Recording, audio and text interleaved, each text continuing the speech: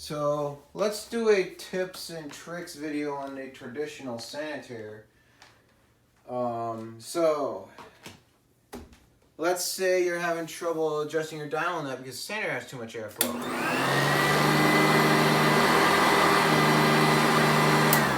There's an easier way of doing it. So instead of adjusting it, the sanitaire when the head's on the ground, let's lift the head up and then adjust the sanitaire to whatever height you have. So like by lifting the head up, the dial knob has no weight on it. It has no pressure, and you can adjust it fairly easily to whatever height you need.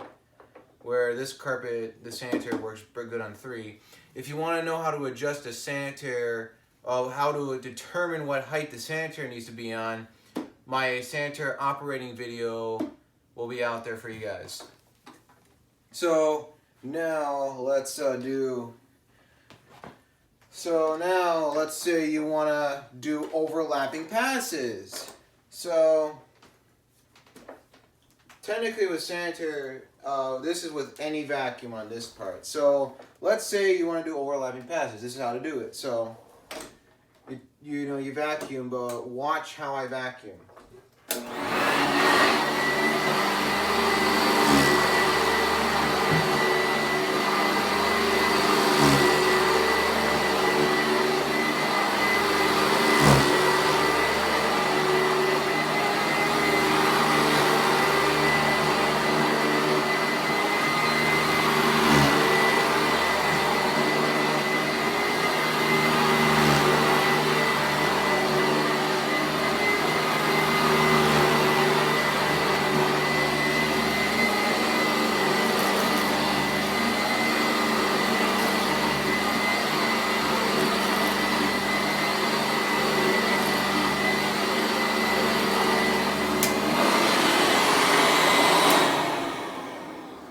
So if you noticed on the edges, I did 2 passes, but for the middle part, I did half of the cleaner's width in a new spot.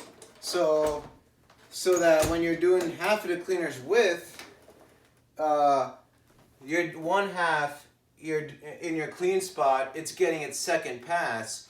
Well, this one part is doing the new spot, and it keeps going forward. And then when you get to your edge, you just do 2 passes, and then make sure to hit the back too. So that's a little something you can do with each vacuum, no matter what vacuum you have. So that's just something I do. Now, in terms of, let's say you want to preserve the belt on one of these, because I do hear people complain that the belts stretch a lot on these. So let's say you're done vacuuming. As soon as you're done vacuuming, turn your cleaner over, and then basically it's the same procedure as the belt. You unlock these 2 tabs, unlock the rub plate, and then you take the belt off the shaft, and then make sure your bristle strips are out of the way when you do this. So like I like to have the beater bars facing up. You turn the belt over like this, and then you put your rub plate back on. Then you turn in your latches, and there, you just preserved your belt, because now it's not stretching on the shaft. It's being preserved so that now that it's not being stretched on the shaft, it will go back to like it was new, and then you can use it for longer periods. You can use it for a longer time until it needs to be changed again. And then in terms of F&G bags. So if you have a F&G bag sanitaire, but you want to get more airflow out of it, this one. So pretend this one has never been trimmed.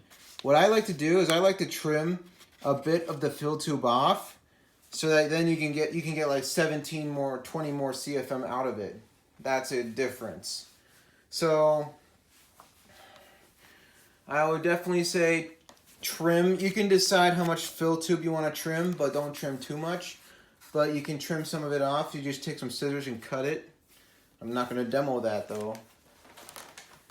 But that's just something to keep in mind. So for that part, that probably covers my tips and tricks. In terms of that, I believe that is it. The rest of the stuff I want to cover with Sanitaire is kind of on the repair line. So in the future, I'll make repair videos. If you're watching this and it's like 10 years later, they're probably already up.